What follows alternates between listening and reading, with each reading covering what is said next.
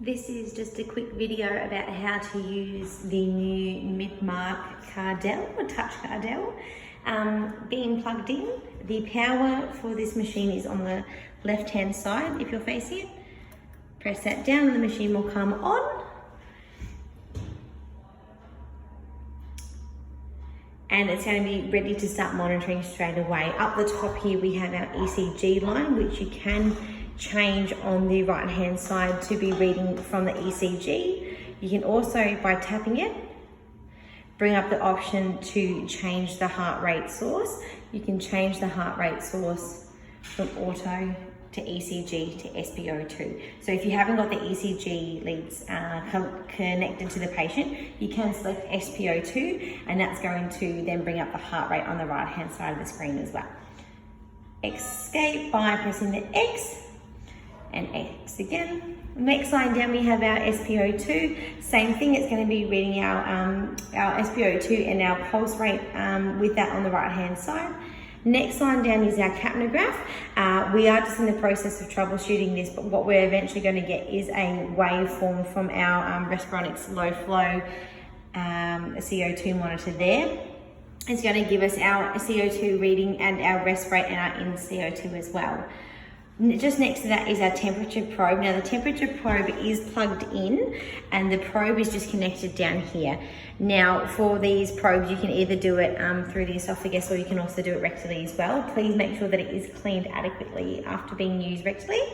Down the bottom here as well, we have got our measurements for our BP, and on the right hand side, it's going to give you your systolic, diastolic and your MAP readings as well. It'll give you a time and reading measurement for each of these. So that's where you're going to get your list for all your BP measurements. Now, if you are to tap on this screen, it's going to go through the different types of capnographs that you might be seeing. So a normal capnograph, increasing end tidal,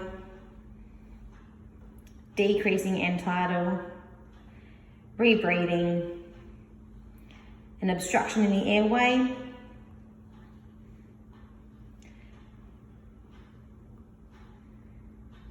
and our different measurements there as well. Plenty of options to guide us through our capnograph there, and then back to the list. So the other couple of things we might need to focus on is in the right hand corner up here, you have got your brightness on the screen. By tapping that, it will change through the level of brightness. It will also go to auto, and then your lowest value. So you can brighten that up that way. By tapping the button next to it, this is our volume, and it's going to announce our alarm volume for each of the readings there. So our alarm volume at the moment is set to 2, heart rate volume, pulse volume, and the touch volume.